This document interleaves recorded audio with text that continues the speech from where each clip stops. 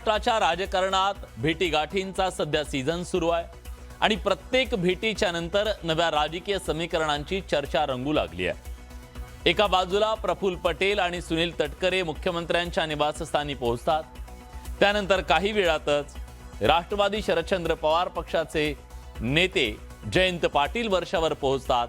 त्यामुळे चर्चांना उधाण आलं। पण नेमकं या भेटींच्या पडद्यामागे काय सुरू आहे याची उत्सुकता आणि चर्चा राजकीय वर्तुळात जोमानं सुरू आहे।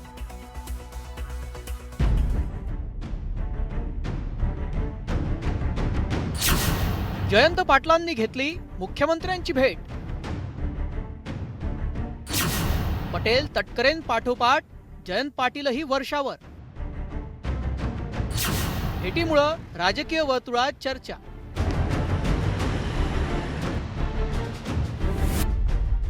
राज्याच्या राजकारणात सध्या सुरू असलेल्या भेटीगाठीमुळे राजकीय वर्तुळात चर्चा सुरू झाल्यात। मंगळवारी रात्री राष्ट्रवादीचे नेते प्रफुल्ल पटेल आणि सुनील तटकरेंनी मुख्यमंत्र्यांच्या भेटीसाठी वर्षा निवासस्थान गाठलं।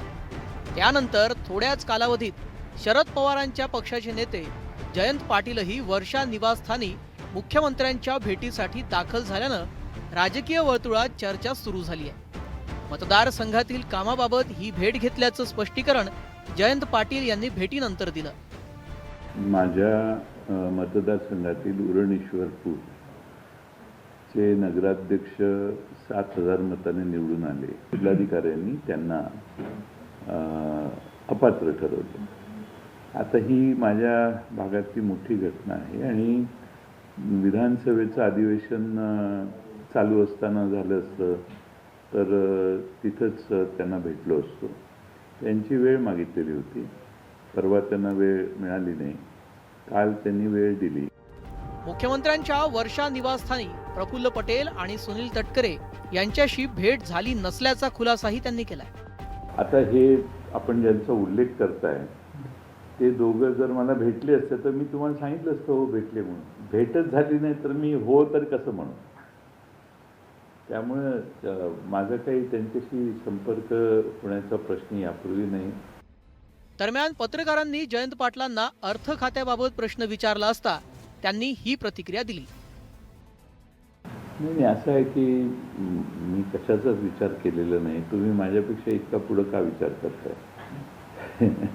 तुम्ही एक तर मुख्यमंत्र्यांचा खातेवाटपाचा अधिकार आहे, तोही तुम्ही हिरावून घ्यायला लागलेला, तो त्यांचा अधिकार आहे आणि माणूस गेला तर होईल ना।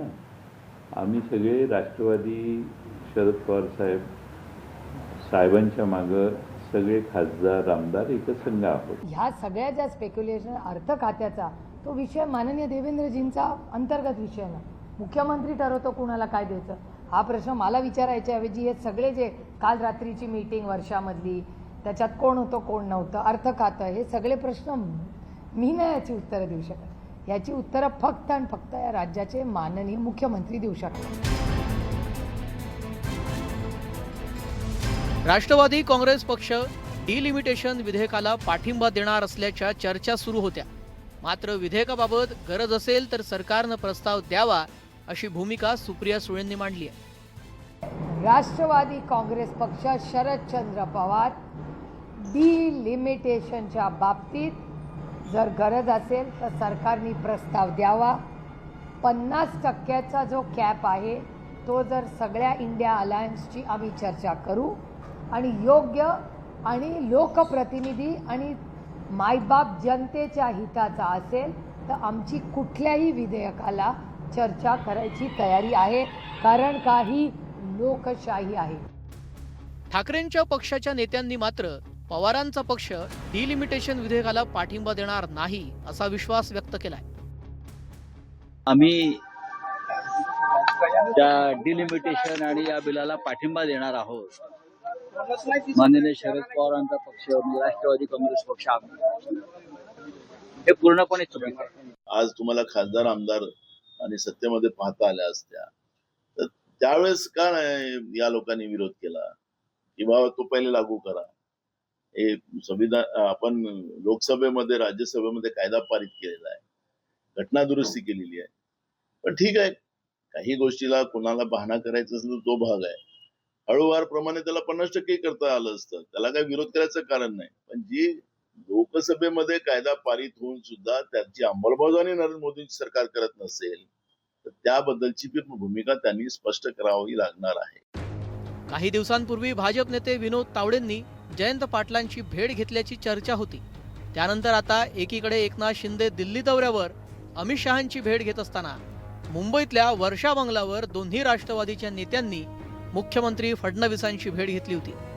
राजकीय क्षेत्रातील या भेटीगाठीमुळे राजकीय वर्तुळात चर्चा सुरू झाली आहे. Bureau report, news 18 Marathi.